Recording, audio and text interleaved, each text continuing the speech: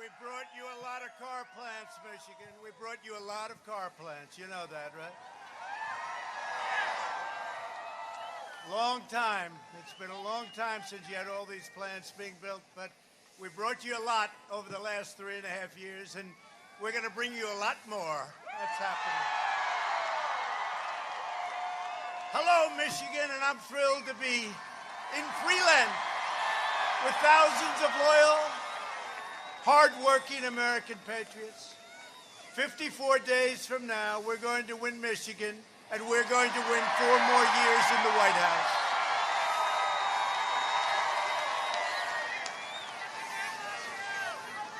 This is the most important election in the history of our country. Joe Biden devoted his career to offshoring Michigan's jobs, outsourcing.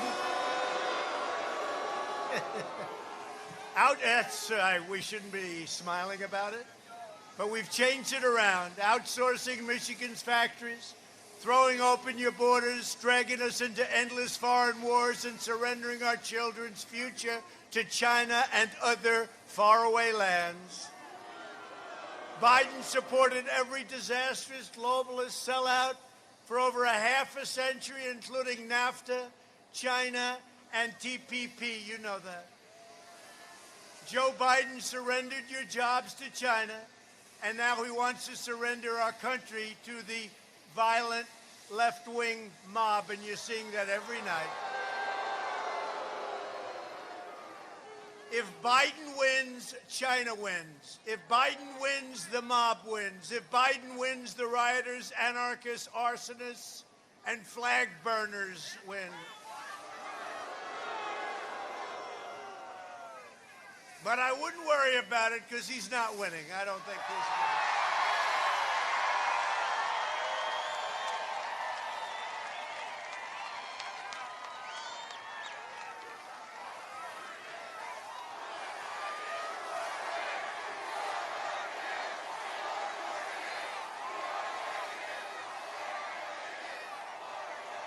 You know, this is not the crowd of a person who comes in second place. You do know that.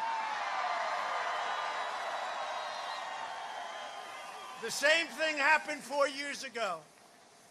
It was election eve, but by the time I got here, it was late. Some of you were in that audience at 1 o'clock in the morning, now election day. We had 32,000 people show up. And the reason I went is that I heard that crooked Hillary Clinton, Bill Clinton, and Barack Hussein Obama were traveling to Michigan because they heard they had problems. They were supposed to win Michigan, but they did such a lousy job that they had to come and get some votes, and they came, and I heard about it. They said, "Sir, could you do it?"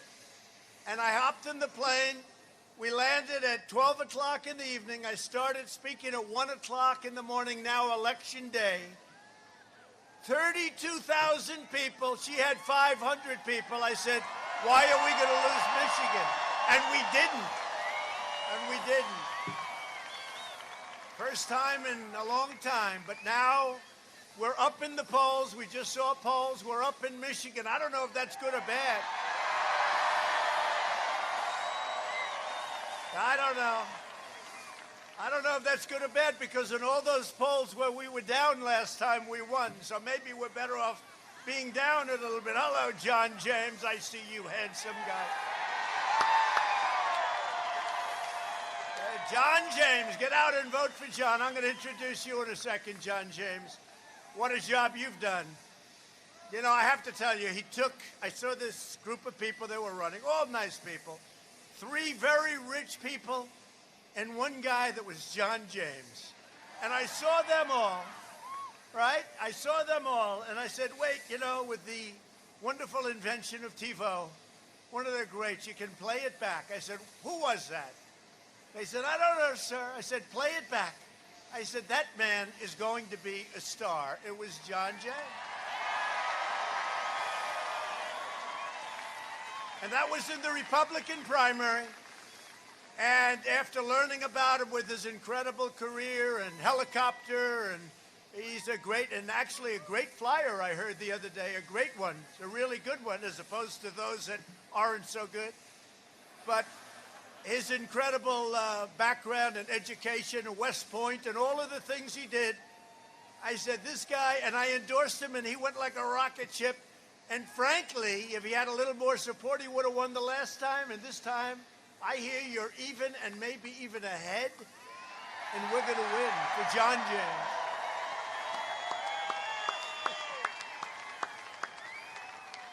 And he's a great guy, but I'm going to introduce him in a second. I'm running for re-election to keep jobs in Michigan.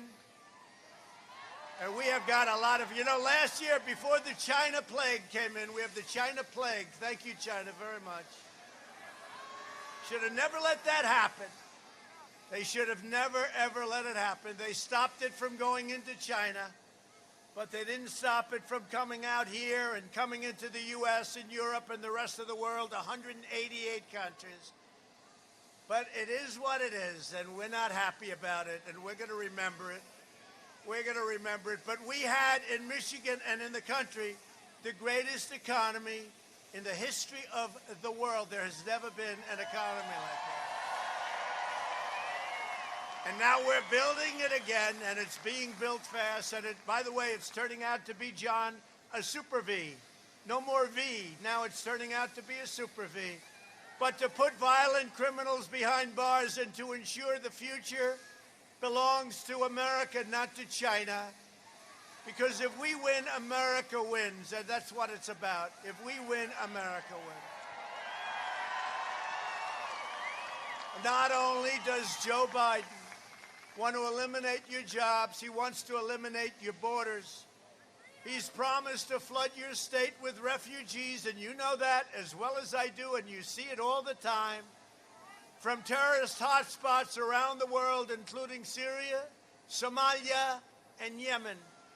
Biden's pledged to have a 700% increase. He made this deal with Crazy Bernie, a 700% increase in the flow of refugees.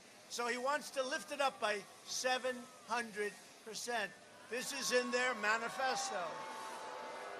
He's also pledged to terminate all national security travel bans, overwhelming your state with poorly vetted migrants from jihadist regions. Making matters worse, he would open the floodgates in the middle of a pandemic. And by the way, the wall, it's over 311 miles long right now, doing very well. Doing very well. Make the mic louder. The mic louder.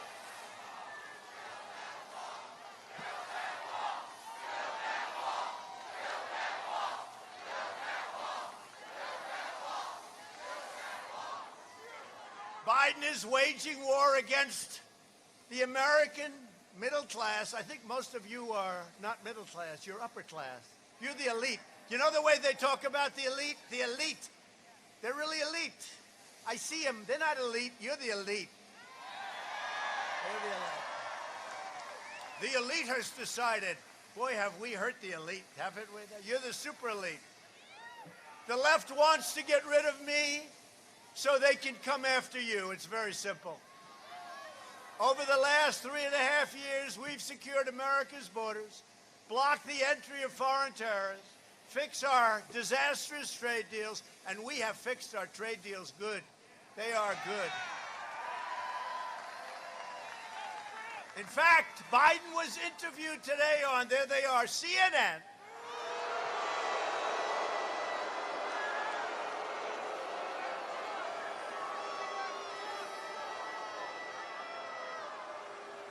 No, he was just interviewed today. He was interviewed by Jake Tapper, who I find to be a nice guy. I don't think he likes me too much, but that's okay.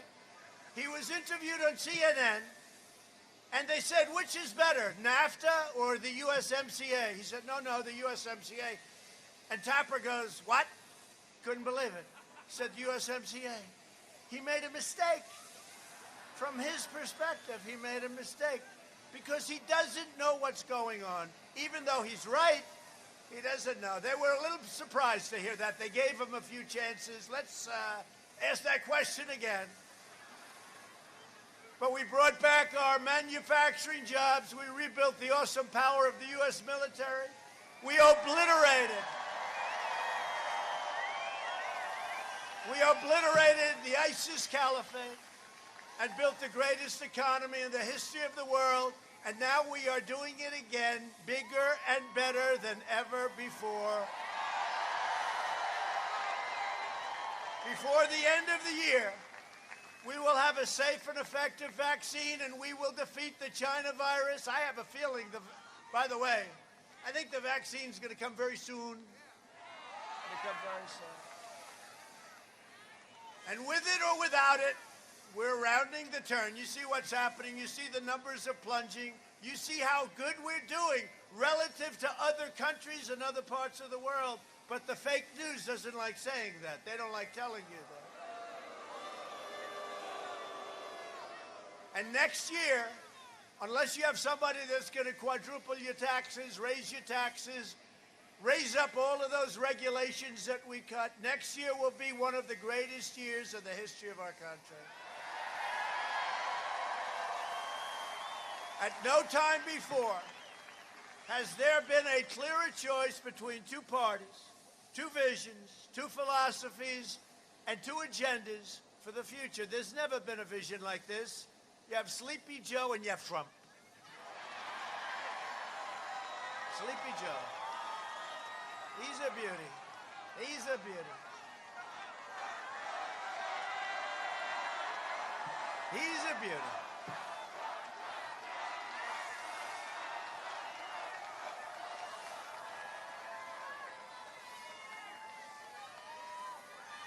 You know, I watched the Democrat debates, right? And I watched them up there, and he was so bad. I said, there's no way he makes it. It's sad, isn't it? The First Lady actually came in, and one time she watched, and she goes, and she's a nice person, and she meant this really, me, I view it differently. But she looked, and she watched the debate, and she watched Joe, and she said, darling, it's so sad. This was early on. And this is the guy I'm running against. It's so sad, darling. It's so sad. But we got him. Joe Biden has put forward the most extreme platform, and it's not him. He doesn't know what platform. He doesn't know. It's your radical left people. It's AOC +3. It's all these people. Bernie. It's Bernie. It's Kamala, the most liberal person in the U.S. Senate. You know, I tell it all the time. She started off her poll numbers at 15, 14, 12. Then she went back up to 12 and a half. Then it was a big plunge right down to the bottom, and then she dropped out. She dropped out. But there's never been anything like this, and no major party has ever had a candidate that's so extreme in his views. And again, he took the manifesto drawn up by Bernie and the super libs, and that's what he's going by, including a massive increase in your taxes and a total assault on your Second Amendment. On November 3rd, Michigan, you better vote for me. I got you so many damn car plants.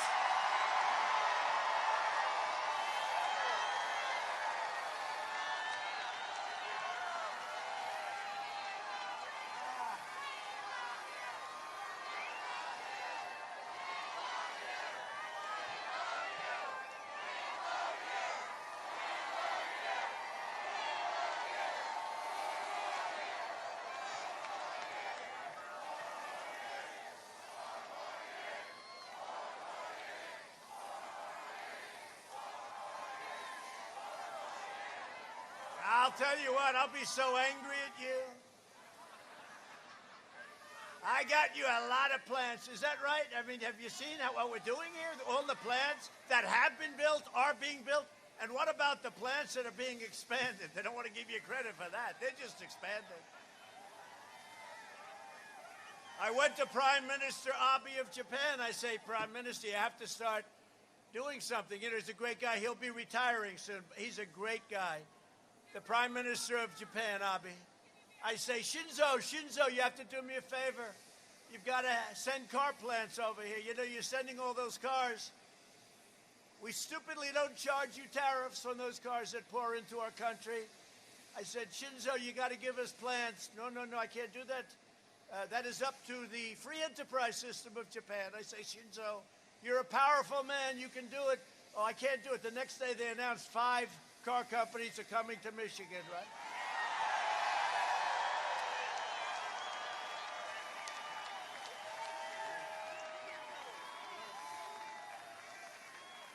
And you hadn't had a plant built. Now they've been building it for a number of years. But you hadn't had a plant built in like 42 years. You know, they were the old plants. And it's been amazing what's happened in Michigan. But honestly, it's been amazing what's happened in Ohio and North Carolina and South Carolina and Florida and New Hampshire and so many other places. Our country is doing great. We had to take a pause to get rid of the China virus. And we're coming around that turn. I'm telling you, you watch next year better than last year. It's going to be better than last year. Michigan will decide whether we will quickly return to record prosperity or whether we'll allow Sleepy Joe to impose $4 trillion in tax hikes, ban American energy, confiscate your guns, shut down the economy and tell your governor to open up your state.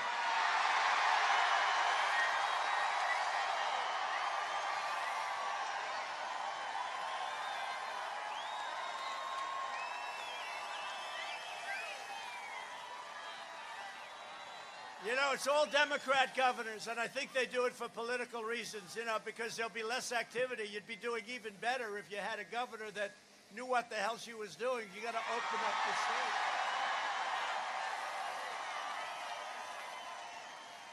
And also, you have to have a governor because, you know, right now Michigan's lagging. Great football, great coach, great team. We want a governor, John James, that's going to let Michigan play Big Ten football this year. You've been seeing a lot of the other schools want to open Big Ten at my suggestion. How about Sleepy Joe? He said, Donald Trump is against football. No, I'm the one that says open it up. Let's play football. These people practice disinformation like nobody has ever practiced it. They're liars, I'll tell you, they lie. But we have a good chance. You have a very good commissioner, and the commissioner is working hard, and hopefully very soon they'll say you're going to play football. And I hope they're not leaving Michigan out because it's never the same if they do. But you have Maryland where they have a problem in terms of playing. And the governors have a lot of power over that. They have a lot of power, a lot of say. So let's play Big Ten football, right?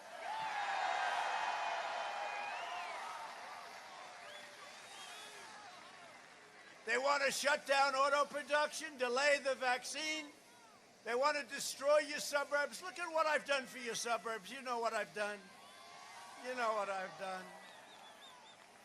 Does anybody want to have somebody from Antifa as a member and as a resident of your suburb? I don't think so too much. Say, darling, who moved in next door? Oh, it's a resident of Antifa. No, thank you. Let's get out of here. Let's get the hell out of here, darling. Let's leave our suburbs. Oh, I wish Trump were president. He wouldn't have allowed that to happen. And that's exactly right. I won't allow it to happen. The suburbs are the American dream. And I will tell you, I have protected your suburbs. You know, I get rid of a regulation that played with your zoning and played with other things where they forced projects into the suburbs of our great country, and I got rid of it. They said, sir, we can amend it and make it less crazy. I said, no, I don't want to amend it. I don't want to do that. I want to get rid of it. Well, sir, why don't we just do a simple amendment? It would be, I said, I want to get rid of it, end it, and we ended it. We ended it.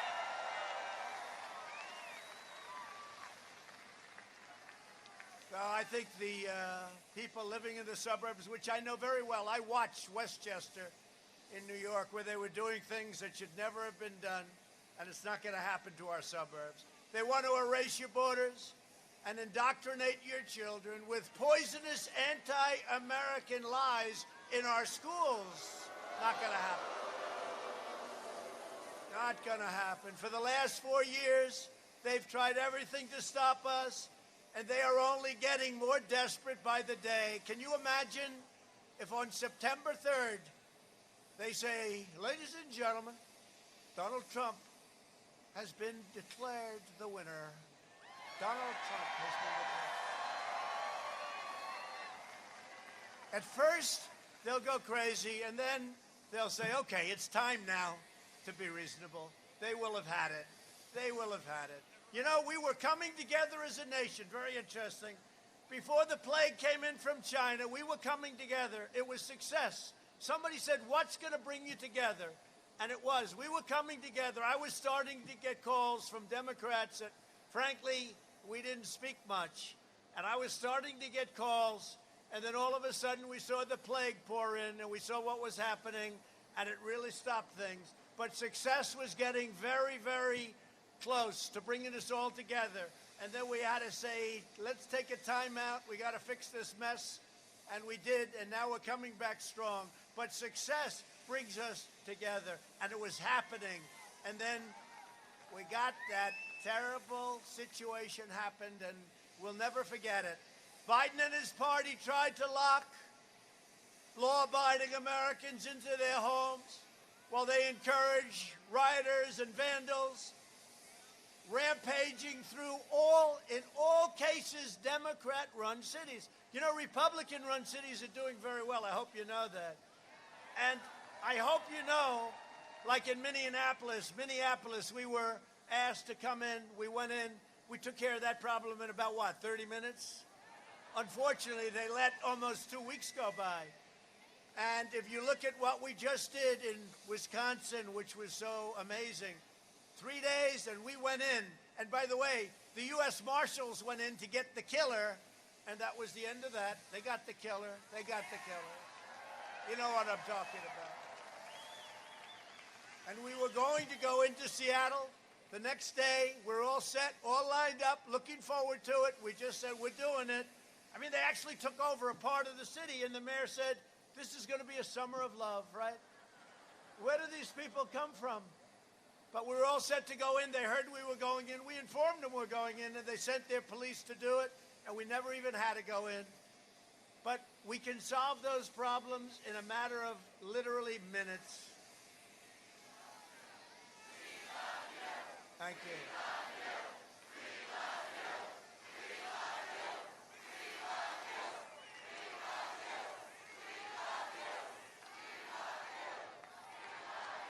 Don't say that. I'll start to cry, and that wouldn't be good for my image. You don't want to see me cry. I'll start to cry. You know, one of the fake news broadcasters, because this happened the other day, we had a tremendous crowd, like this. I mean, we had a tremendous crowd in North Carolina. They started chanting, we love you, we love you, we love you. And you know, it's incredible. They said, with all the years that they've been covering presidential elections, they've never heard that chant, that we love you. No, it's very nice. No, they've never heard it.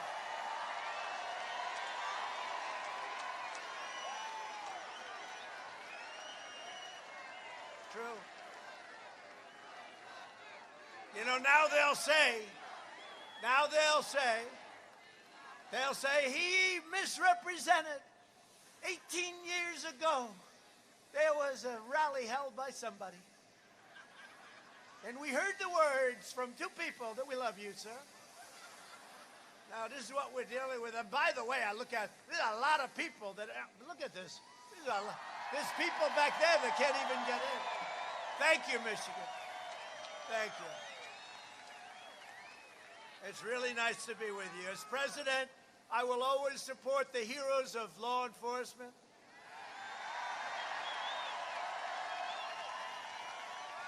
I was very honored to receive the endorsement of the Police Officers Association of Michigan. Where are they?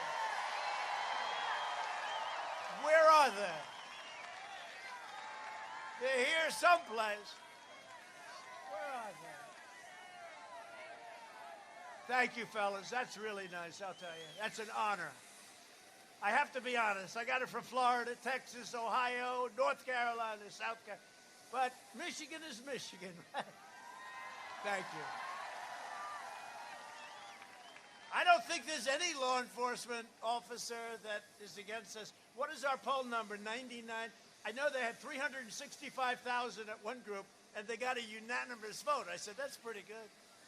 How can you go the other way? You people are fantastic, and we love you. Thank you.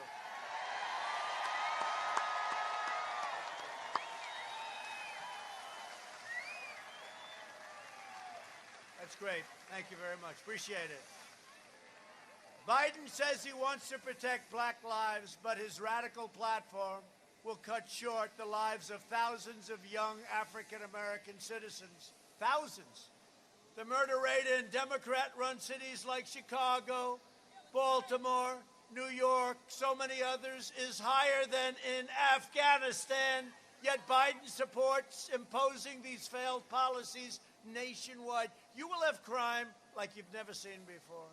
You'll have crime like you've never seen. Last week, Joe Biden proudly accepted the endorsement of the pro-criminal Portland district attorney, who has a policy of releasing rioters, criminals, and violent extremists without charge. Biden's plan, and every time I say Biden's plan, it's not his plan, it's the people that tell him what they're going to do, so please understand. I just don't want to say that every time I mention his name. So it should say, the people that control Biden's plan is to appease domestic terrorists. My plan is to arrest them, to lock them up.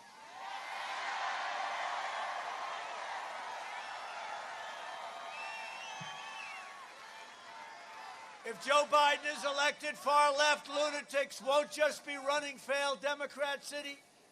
They'll be running the Department of Justice, the Department of Homeland Security, and the United States Supreme Court, and we can't let that happen. No city, town, or suburb will be safe. On November 3rd, your vote will save America. Remember, it's the most important election we've ever had. So I'm joined tonight by some great warriors that have really helped me a lot in Washington with the fake impeachment, the impeachment hoax, the Russia hoax. Somebody said Russia's coming up again. Adam Schiff said, would like to find out about. I said, what about China? What about other countries? It's always Russia. Russia. They're at it again. Well, I want to just thank these guys because these were real warriors for all of us. They love your state and they love our country. Congressman Jack Bergman. Great job, Jack. John Moulinar. Thank you, John. Great going, John. He's a tough cookie.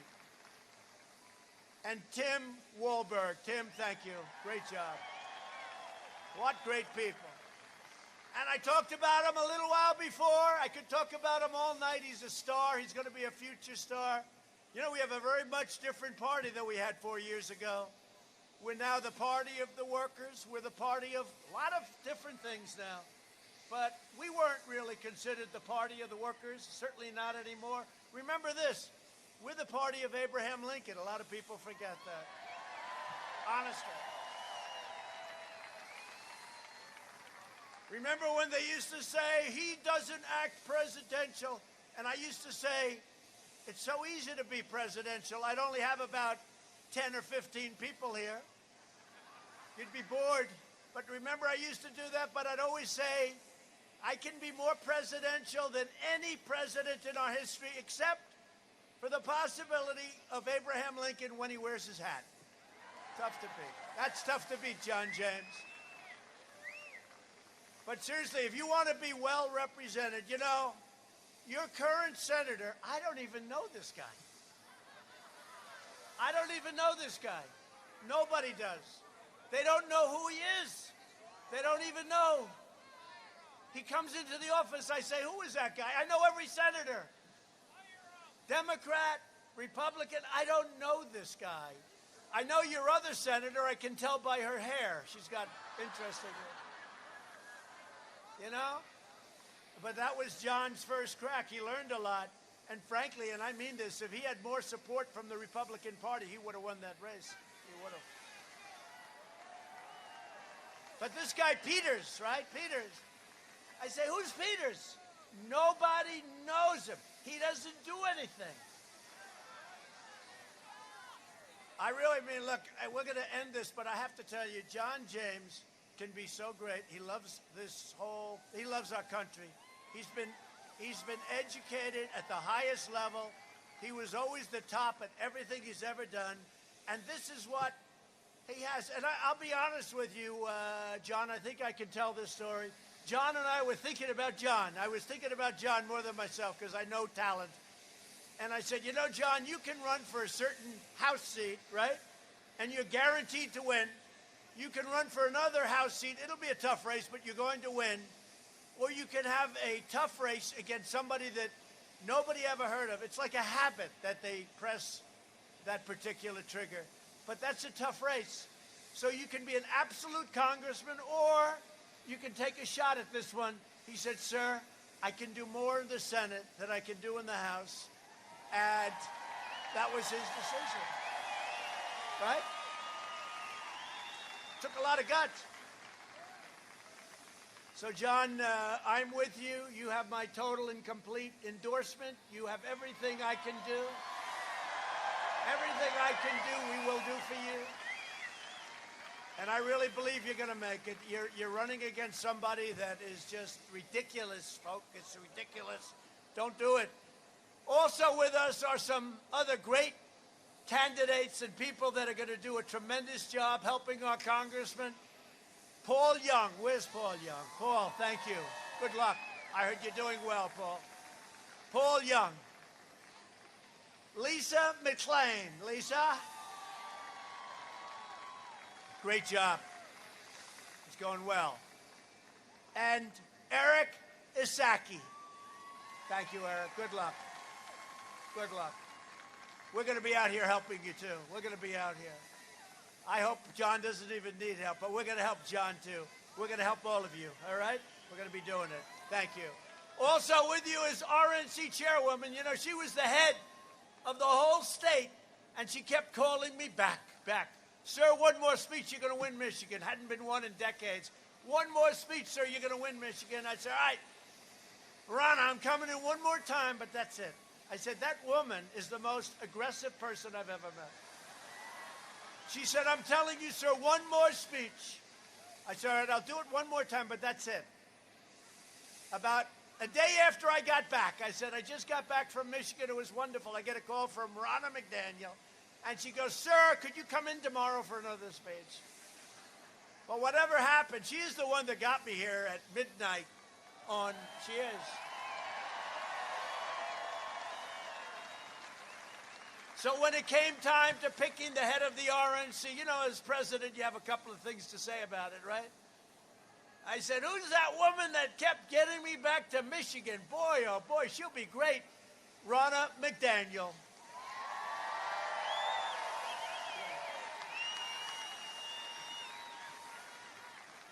And somebody's doing a fantastic job and tells us we're really pretty far ahead, maybe way ahead, you know. They had a poll, I think it was a Gallup poll, they said 62% of the people are lying about their poll. Now, they're only lying having to do with mine, and I don't know if I'm supposed to be insulted by that or not, but we'll take it. But we could have a very big win, and look, no president has done for Michigan what President Trump has done for Michigan. And you're going to remember that. And I'm going to remember Michigan. Michigan GOP Chair Laura Cox.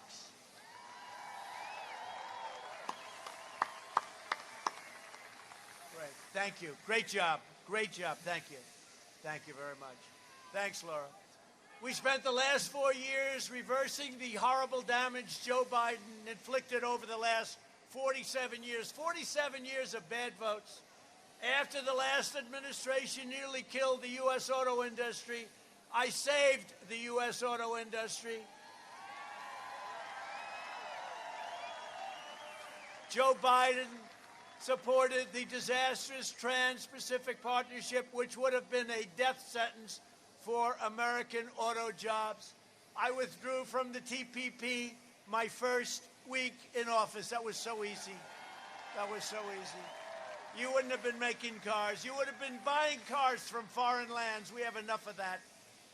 Biden supported the horrendous South Korea deal that would have wiped out U.S. production of the pickup truck, which is the pickup truck is the most profitable thing the auto industry makes. You know why? We have something called the chicken tax. Does anyone know what I'm talking about? The chicken tax. It's a tariff of 25%, and it keeps other countries out of here. And it expired, and South Korea didn't want to do it, but they did it. We got it right back, and we put it on for a long time.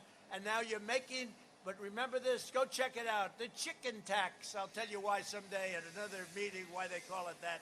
Maybe you don't want to know about it. But we're keeping those small trucks, and we're keeping our whole industry good, and we're expanding our autos now, our cars, and we're doing a great job of it. And I want to thank everybody. Doing a great job. And by the way, many other things in Michigan. Biden supported the outrageous fuel economy standards that have hammered the auto industry, and I reversed that rule. I actually reversed it, and it helped millions of families be able to afford a car. The United States lost 500 auto and auto parts factories under the Obama-Biden disaster. Before the virus, my administration added over 200 new auto and auto parts plants. In 2007, how about 200? I didn't know that. 200. 200. I thought it was a little less than that. Wait, I want to see that again. 200. It says 200. Do you believe it? That's a lot. You know, I have a choice between teleprompter and freelance.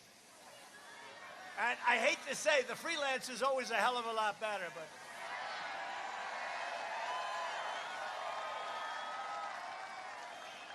If you remember, and you remember well, I actually got elected because of freelance. We didn't have teleprompters.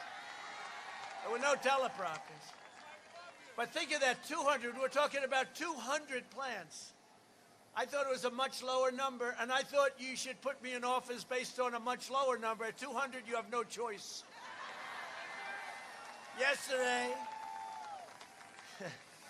Biden was in Michigan. He said, I better get out of the basement. This guy's starting to do very well. Lying about his lifetime of cold-hearted globalist betrayals.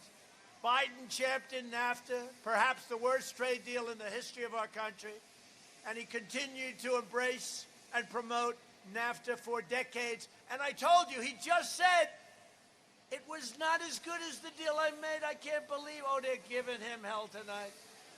They're giving him hell. What did you say that for? Boy, oh boy, yeah. Hayden. Joe Hayden.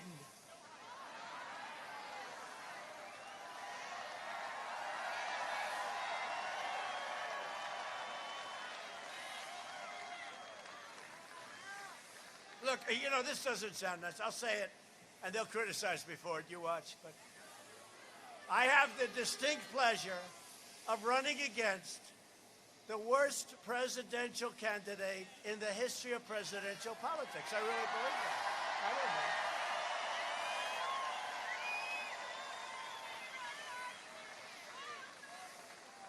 Can you imagine if I lost to him? I'd have to say I lost to the worst candidate ever put up. Don't do that to me, Michigan. Don't do that. Biden supported China's entry into the World Trade Organization, which, by the way, was a disaster. China was flatlining for years and years and decades, and it got into this World Trade Organization with all sorts of advantages. Just a terrible, terrible situation took place, and that's when China became a big, powerful economic power. But if you look at the numbers just before the plague, now the numbers are different. We were going up, up, up. We were beating them like a drum. They weren't even close. we were gaining. We were number one by far. You know, for years I've heard that in 2019, China was going to surpass us. Well, in 2019, we gained a lot on them. We were doing great. We were doing great. And we'll be doing even better next year. You watch. Yesterday, it was revealed that a fund partly owned by Joe Biden's son, Where's Hunter? See, his first name, I now name, his first name is Where. Where's Hunter? He must be a brilliant guy, because with no experience, he's taken more money from more countries. He had no job, and then he became rich. But Where's Hunter facilitated the sale of a Michigan automotive company to a leading Chinese military defense contractor. Does anyone know that China's military got yet another piece of American manufacturing might? And the Biden family made a lot of money on it, a lot of money. What about Ukraine? He got $183,000 a month, $3 million up front, and he had no experience with energy, working for an energy company, by the way. What's your experience? Hunter, what's your experience with energy? I don't have any. Okay, we'll pay you $183,000 a month. And we'll give you an upfront payment, Hunter, of $3 million. Will that be satisfactory? He goes, yes, I'll take it. Would anybody here not take that deal? Anybody, please raise your hand. There's one guy, right? You must be a pretty rich guy. If Biden's elected, China will own America. Washington vultures like Biden and others ripped apart entire towns all across your state. Michigan lost half of all manufacturing jobs after the trade deals that Biden supported. And by the way, I don't know if anybody, does anybody remember, like 12 years ago, long before I thought about running for president, when I enjoyed my life, I had the greatest life. Where would we like to go? Let's go to Monte Carlo this weekend. Let's go. No, I had a great life, but I was honored. I was doing very well. I was honored in Michigan. Does anybody know that? I was given Man of the Year award by somebody. And I came in, and I spent like 45 minutes talking about how you've been ripped off, how all your auto companies are leaving and going to Mexico, and by the way, to Canada too. But how they're all leaving and going to Mexico and Canada. I spent the whole time talking about it. I said, at the end, I felt embarrassed. I said, I hope I haven't insulted the state too much, but why do you let this happen? I stopped it. I stopped it. Won't be happening. Won't be happening. It's not going to happen anymore. Biden took a sledgehammer to your state. Earlier this year, I kept my promise to Michigan workers when we ended the NAFTA nightmare that everybody said was impossible to end, and when we signed that brand new U.S. Mexico-Canada agreement into law. The USMCA includes powerful wage protections to keep auto manufacturing jobs right here in Michigan. Now they have a tremendous disincentive to leave Michigan, fire all of our workers, go to Mexico or Canada, make the car or the product, send it in here without tariffs. We end up with closed factories, no job, and no taxes. That's not happening anymore. That's not happening anymore. But you remember how bad it was just before I took office. It was like an avalanche of companies leaving our country. I also took the toughest ever action to stand up to China's rampant theft of Michigan jobs. Biden has vowed to remove these tariffs and allow China to resume its pillaging. Just so you know, China's paying us tens of billions of dollars a month. Before me, China never paid anything. They didn't pay us 10 cents. And you know what I did with some of that money? I gave it to our farmers. I don't know if we have a lot. Do we have farmers here? Do we have farmers? Raise your hand, farmers. It's not bad. No, I gave $28 billion to our farmers because they were targeted by China.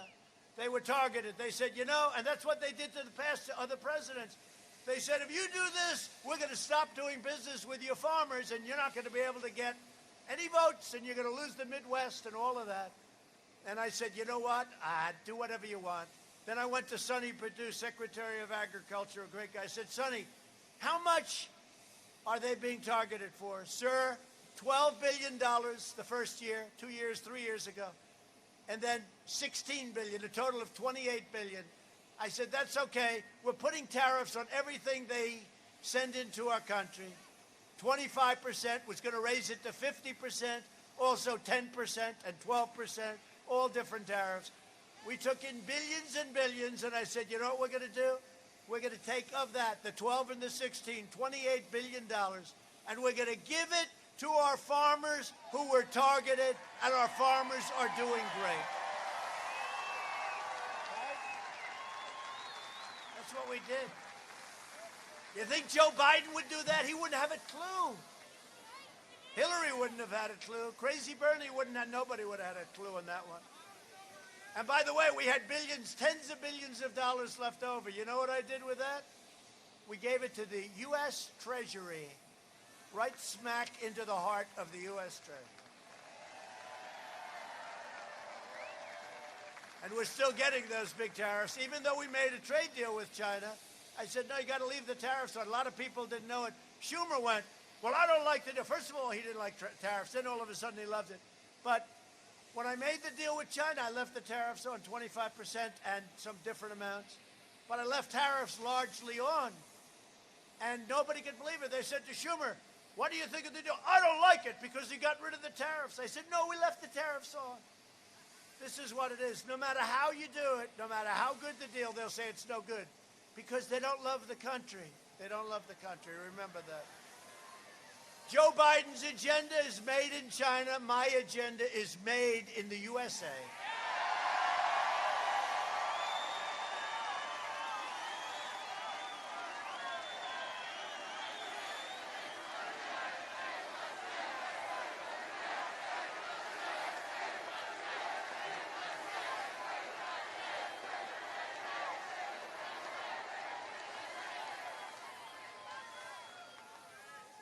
That's a nice plane.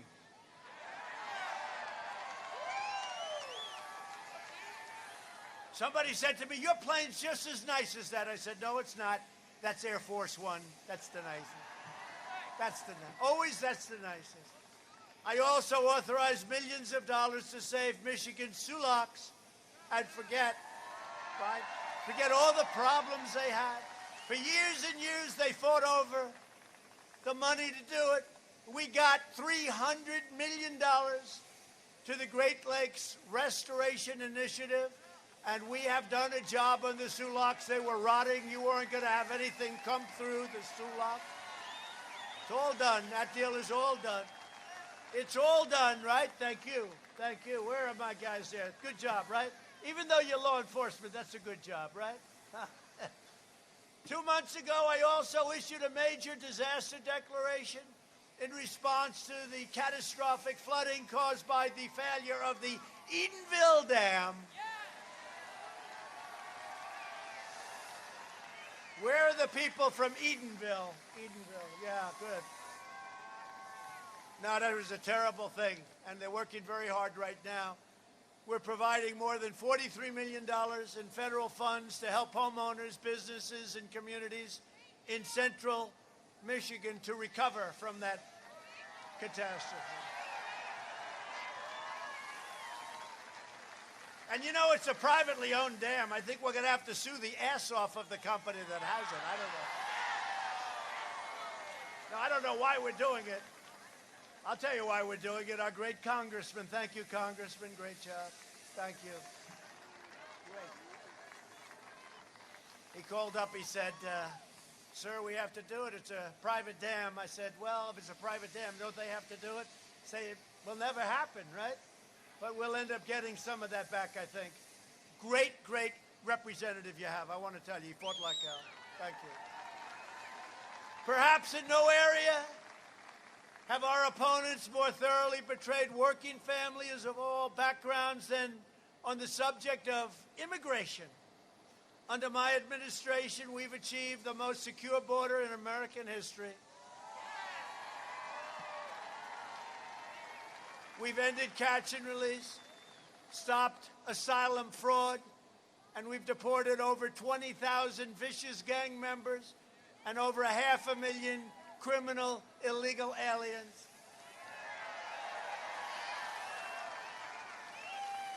As I said, we've already built over 310 miles of border wall. It's all going to be finished very quickly. We're averaging about 10 brand new, beautiful miles every single week. It'll be finished very shortly. We've invested $2.5 trillion in the U.S. military, all made in the USA, by the way, all made in the USA. You know, with the fake news today, I said, and we have systems and missiles and rockets and military and tech. We have systems that you've never even seen before. President Xi has nothing like it. Putin has nothing like it. Nobody has anything like what we have.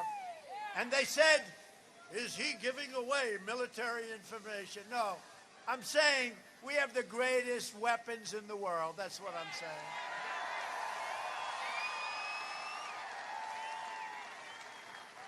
They said he may be giving away classified information. You don't have to worry about it. These people are sick. Never speak well about our technology because you're giving away classified information. Now, I just want to let people know we have the greatest systems, the greatest equipment, and the greatest people anywhere in the world. There's nobody like the U.S. military. Most powerful. We have the most powerful military in the world. And when I took it over, it was depleted. It was in trouble. It was exhausted from these ridiculous, endless wars that last 19 and 20 years. And you know, those soldiers are starting to come home very big. You know that, right? They're all coming home. They're all coming home, and we launched the first new branch of the U.S. Armed Forces in nearly 75 years since the Air Force. We launched the Space Force. Very, very important. We passed the Mission Act. We call it VA Choice and VA Accountability. We hold people accountable if they don't treat our vets good. You're fired. Get out. You're fired. We did more in 47 months than Sleepy Joe Biden did in 47 years. That's true. We did more. That sort of has a nice ring to it, right? Think of it. We did more, and it's true. Just take a look. Space Force by itself, that would be a major achievement. And with us, we did so many things. But we did more in 47 months than he did in 47 years. It's true. It's true. And a lot of what I did is destroy some of the horrible things that they did, including regulations all over the place. I withdrew from the last administration's disastrous Iran nuclear deal. We paid $150 billion, $1.8 billion in cash. We ought to speak to law enforcement about that. How do we send $1.8 billion in cash? In cash! You guys ought to take a look at that, please.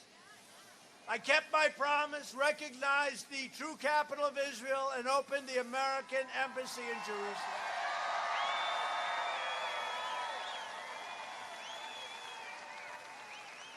Every president said they were going to do that. None of them did it. For decades and decades, they all said. And I tell the story, you know, it was a hard thing to get done. It was easy to talk about in the campaign. We're going to open up the embassy in Jerusalem. We're going to make it, it becomes automatically the capital of Israel. That's, everybody said it for very, very many decades, many presidents. But I realize now why it wasn't their fault, because as soon as I got in, I was lobbied by everybody. Please don't do it. Don't do it. Don't make the capital of Israel, Jerusalem. Don't move your embassy. Okay, so it went on and on. And then I said, let's do it anyway. true. And the word got out. The word got out that I was going to do it. And I was called by every king and every queen and every prime minister and everybody was calling me, please, sir, don't do it. Please. So I did what we sometimes will do in business. I told them when a king calls, when somebody calls, an emir, when somebody calls, tell them I'll call him back in a few days. I'm sorry, sir, he won't be able to speak right now. He'll call you back on Wednesday. Okay, thank you very much. I appreciate it. On Tuesday, I announced that I'm doing it.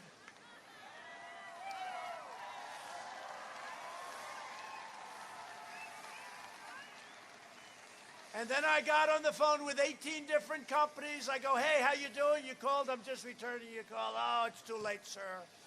We called about Israel. It's too late. I said, yeah, I'm sorry. I wish you got to me a little bit sooner. I recognized Israeli sovereignty over the Golan Heights, and we achieved the first breakthrough in Middle East peace in decades.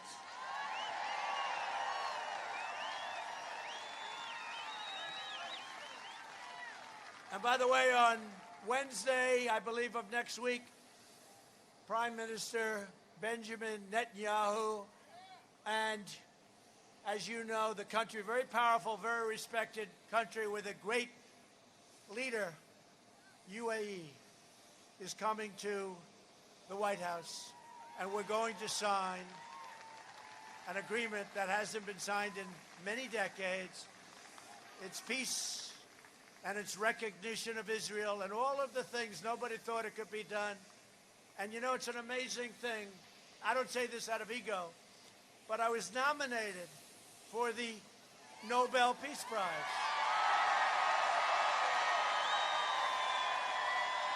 And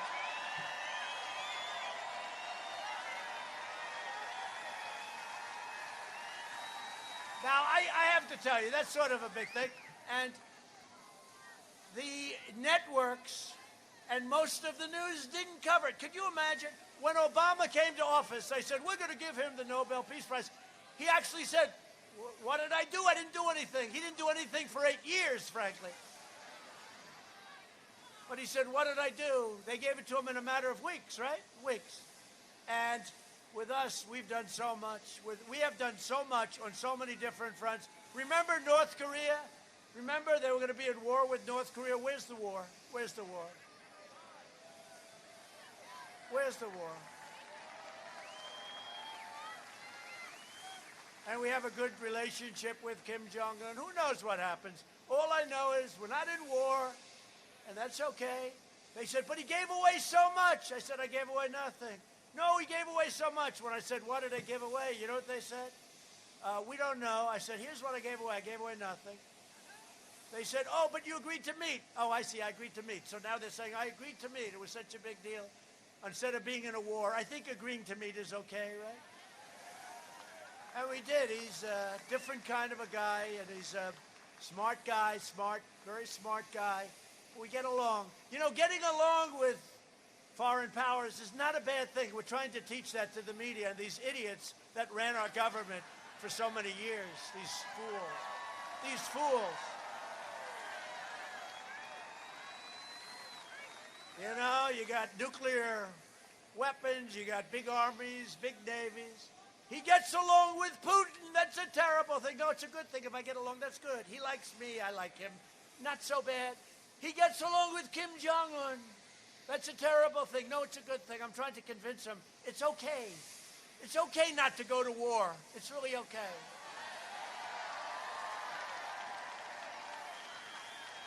He gets along with President Xi. He gets along with Prime Minister Abe. He gets along with a lot of people. And it's okay. That's a good thing. It's really hard. These stupid people that have been running this operation for 30, 40 years, and they come out against me. And all they did is stick us in these endless wars. We're fighting for sand and blood. Sand and blood. Syria, what do you get out of it? You get sand, you get blood, you get injuries, you get death. These people don't know what the hell they're doing, and it's one of the reasons I got elected, I can tell you that.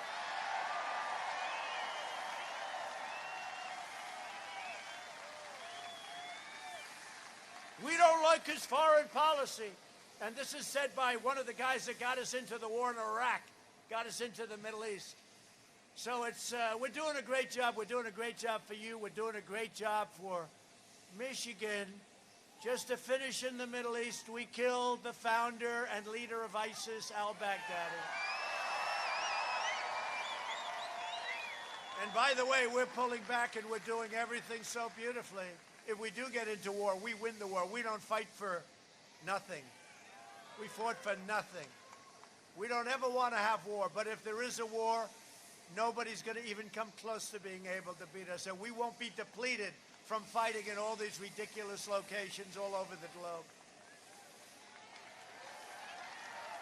You people know that a lot better than the idiots in Washington that have represented us for 35 years. We took out the world's #1 terrorist and the mass murderer of American troops. Qasem Soleimani is dead.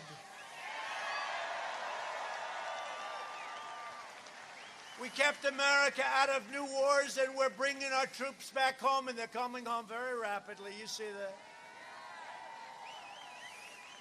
Sleepy Joe Biden voted for the Iraq war.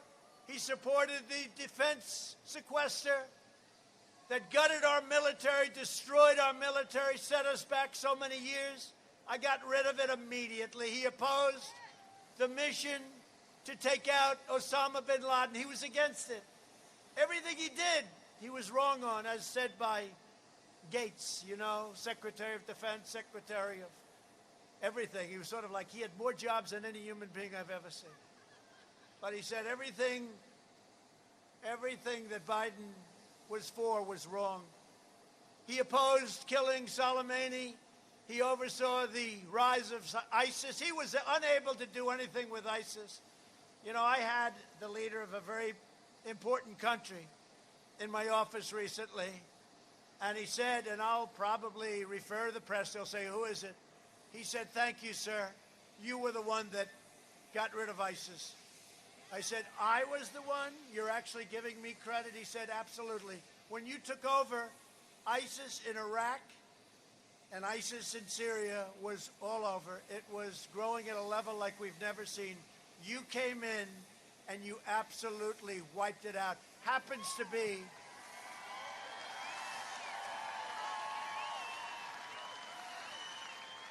the man that said that happens to be the leader of Iraq. And he was very nice. He was very generous in his statements. He came to the White House 2 weeks ago. And we cheered as we looked at all of the success that we've had. But he really oversaw the rise of China as a positive development. Remember, he said, no, it's a positive development for America and for the world. He's been in Washington for 47 years. Now he's all of a sudden going to change. He's going to change. Not going to change.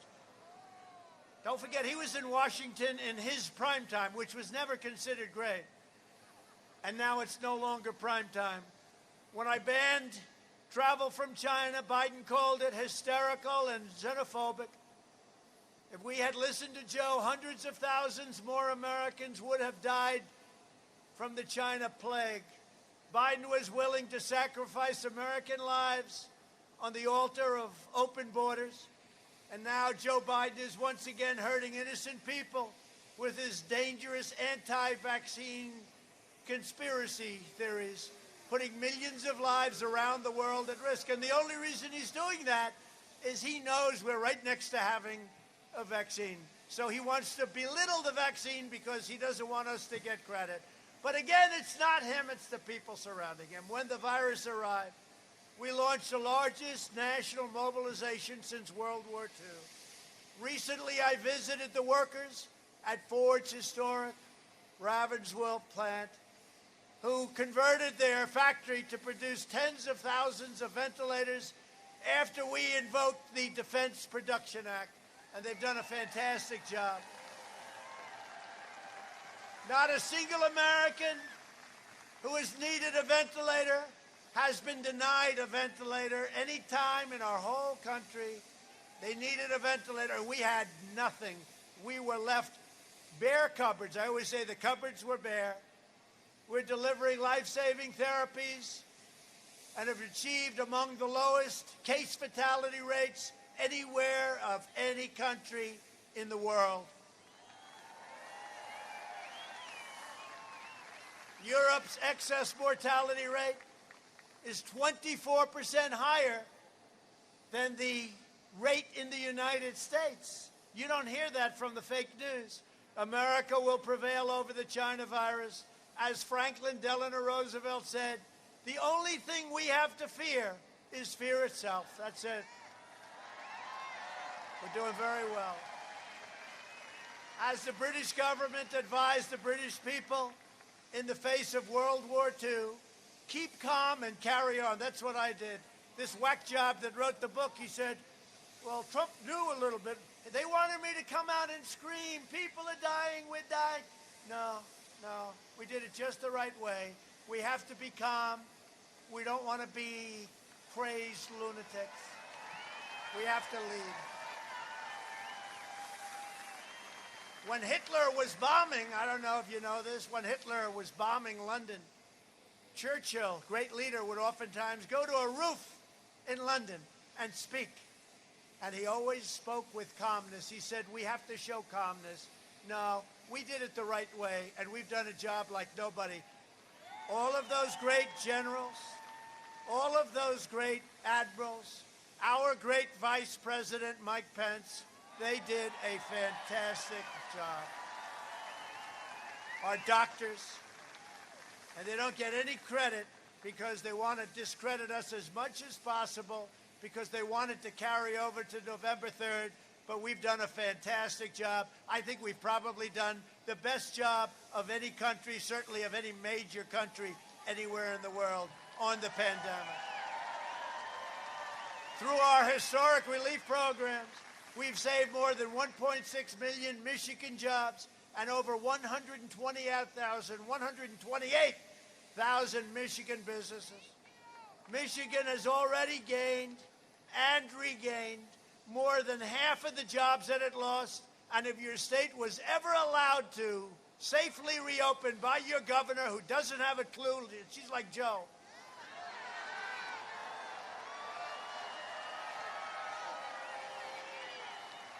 You would have regained far more than that. Open up your state, Madam Governor. Open up your state instead.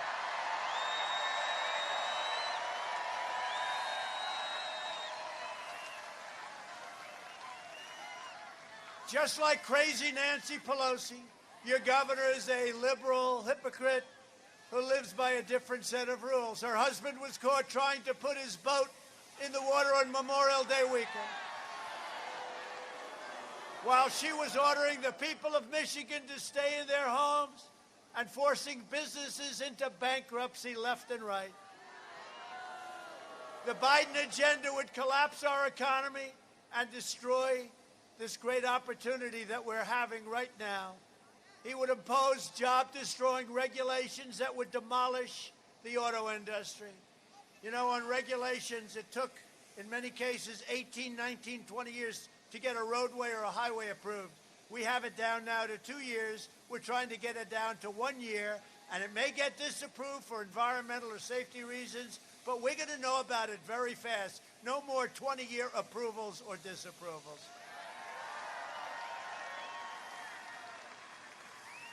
He wants to force you to provide free government health care to illegal aliens. He will destroy your Social Security. He will destroy your protections for pre-existing conditions, and we will save Social Security. Remember they said last time, oh, Trump is going to destroy Social Security. Well, it's now 4 years. We haven't touched it. We protected it, and that's going to remain that way. Biden opposes school choice and has stated that if he's elected, charter schools, so important, are gone. In a second term, I will provide school choice to every parent in America. A vote for Republicans is a vote for safe communities, great jobs, and a limitless future for all Americans. Instead of letting Washington change us, despite all that we have been through, we are changing Washington.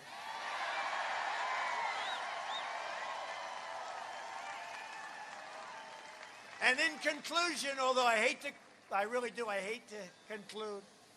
I hate to conclude because I love being with you. I do. I do.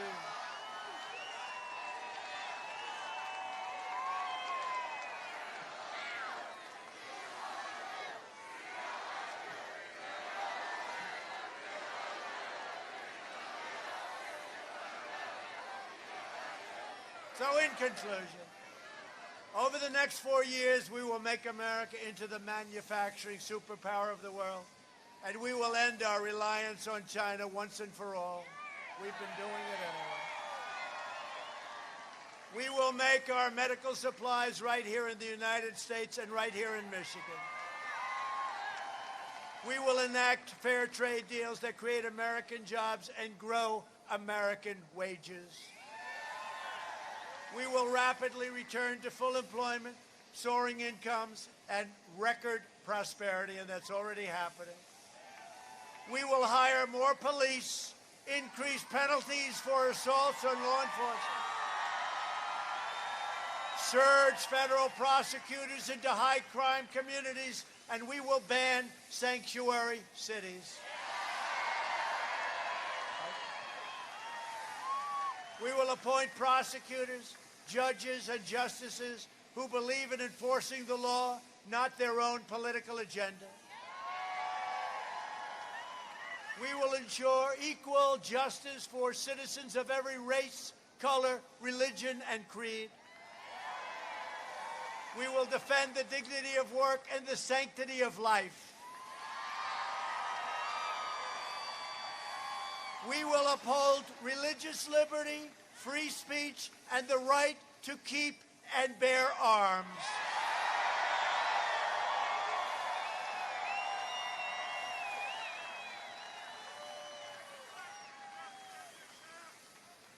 And you're lucky I'm here because your Second Amendment would be gone if I wasn't.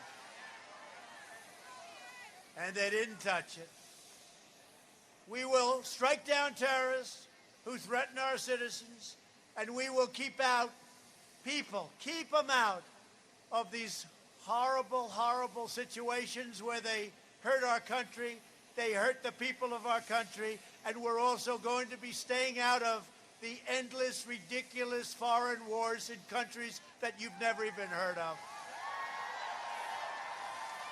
We will build the most powerful missile and cyber defense.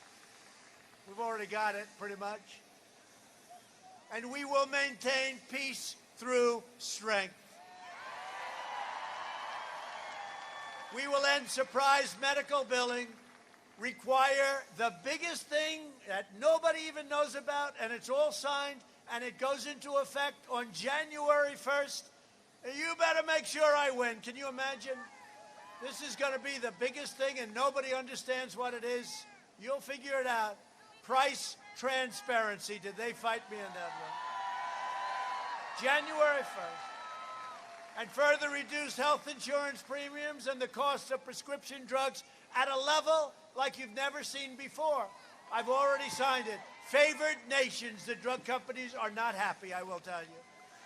Just all you have to do is take a look at all the ads they're running against me. Favored nations where we pay whatever the lowest is in the world, we pay that number. We will protect Medicare and Social Security, and we will always protect our patients. We will always protect our people. We will protect your pre-existing conditions, as I said. America will land the first woman on the moon, and the United States will be the first nation to land an astronaut on Mars. We will restore patriotic education. You know what I mean by that. And we will teach our children to love our country, honor our history, and always respect our great American flag.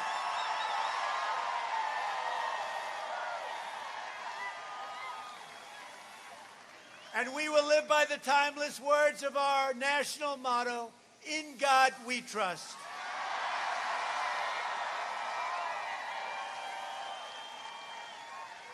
And I don't know if you saw it, but during the Democrat National Convention and caucus, They took twice. I thought I was sort of, maybe they made a mistake. You saw that. They took the word God out of the Pledge of Allegiance twice. And then they said, oh, well, maybe it was a mistake. It wasn't a mistake. That's where they're coming from. Don't be foolish. That's where they're coming from. And there's nothing that sleepy Joe Biden can do about it. For years, you had a president who apologized for America. Now you have a president who is standing up for America and standing up for Michigan.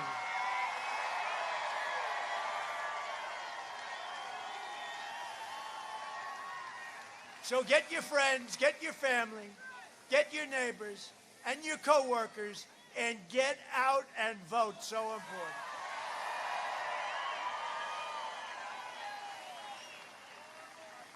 From Grand Rapids to Saginaw, from Kalamazoo to Mackinac, and from Flint to right here in Freeland, we stand on the shoulders of generations of Michigan patriots who gave their blood, sweat, and tears for this beloved nation.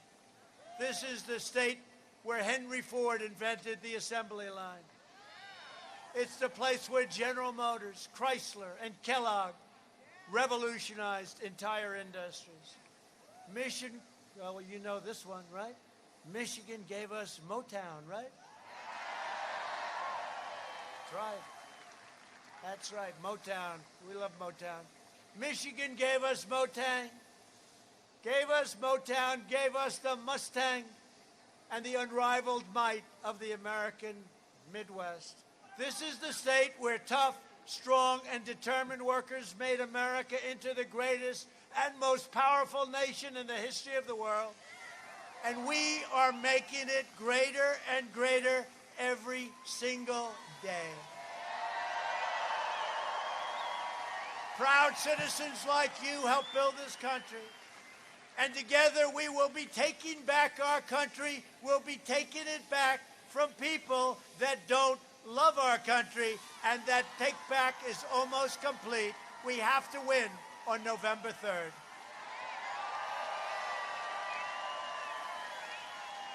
We're returning power to you, the American people. With your help, your devotion, and your drive, we are going to keep on working. We are going to keep on fighting. And we are going to keep on winning, winning, winning. We are going to keep on winning. Vote for John James. John James. We need John James. We are one movement, one people, one family, and one glorious nation under God. And together with the incredible people of Michigan, we will make America wealthy again. We will make America strong again. We will make America proud again. We will make America safe again. And we will make America great again. Thank you, Michigan. We love you, Michigan. Thank you. Thank you.